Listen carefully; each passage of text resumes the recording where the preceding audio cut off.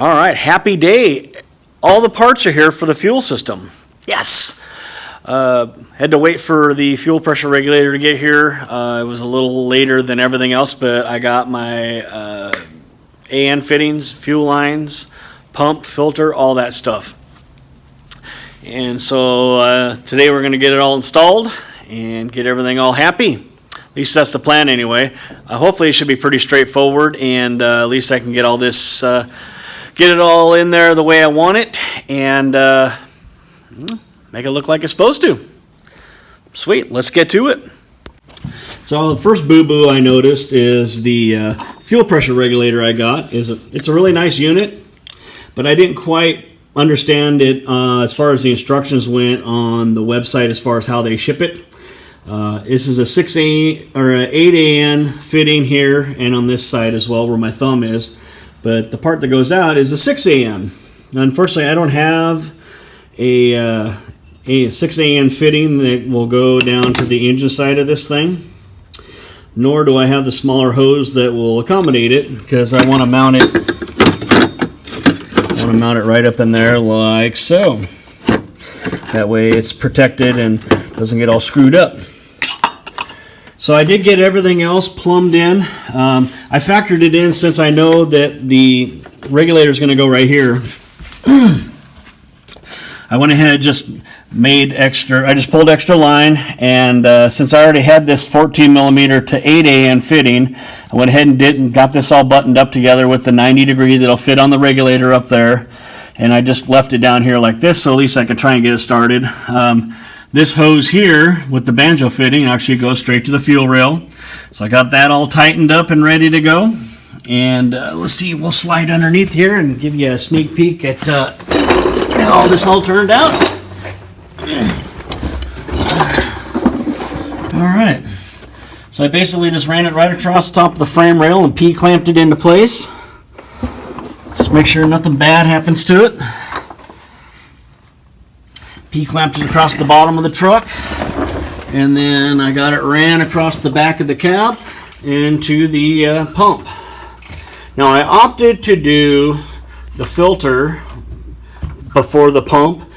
I was just thinking that way if any of the styrofoam and crap inside of the fuel tank actually gets into the line, I'd prefer it to get into the filter before the pump.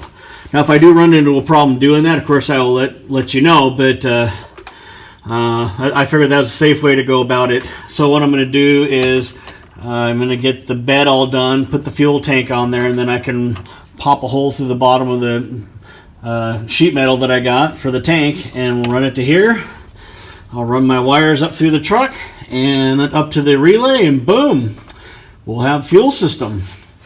Sweet! So anyhow, I'm going to go ahead and get going on the bed now that I got all this shit done, and we'll go ahead and rock and roll. Alright, since I'm not a very good fabricator, I figure I spare you guys the pain of watching me do this. But anyhow, I got the back of the bed all sheeted. Just basically, what is it, 16 gauge sheet metal. Should be plenty thick enough. So I cut it out, notched it all so it fit like it's supposed to. Then did some plug welds across there if you're wondering what that shiny stuff is. Plug welded it so it wouldn't rattle like crazy, and then I welded it across the back and across the side. So anyhow, that turned out really nice. So I got that all finished up, and then when I got done with that, I built a deal for the fuel cell. Since the sump hangs down, as you can see there, oops, where's my finger at? Since the sump hangs down quite a ways, I just took some 2-inch square tube and cut it to fit, and then just threw or drilled holes so I can bolt these flanges on there. Now it came to my attention that, and this makes a lot of sense, that these flanges are by no means strong enough. If this thing's full of gas and I go on the side of a hill and my gas tank tips, that's going to rip right off. That's just really thin aluminum. So I built some straps, and I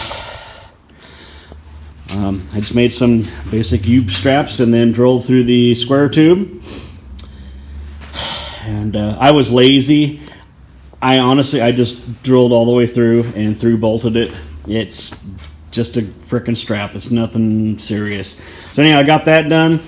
And I had some of this strap material laying around for these gigantic ratchet straps. Now this shit's like 30 feet long.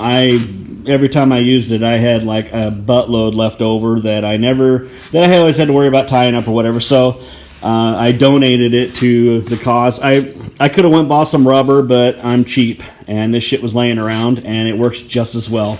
It's nice and tight. It will hold the tank into place. So the next thing I need to do is weld this to the bed where I want it, and then I can drill a hole through the sheet metal where the AN fitting 90 is going to go through. And then I can unbolt the tank and scuff it all up and paint it. I'll paint the straps and the square tube and the bed and all that. Make it look nice at least once. and then we'll go from there. So anyhow, so far so good. All right, guys. Well, that's all the time I got for today. Unfortunately, it's getting a little late in the day. So anyhow, in the next video, I'll get this gas tank mounted in there and make it all happy. And hopefully we can get to starting this thing. I really need that to happen soon. So anyhow, I really appreciate you watching. Make sure to hit the like and subscribe button, and we'll see you next time.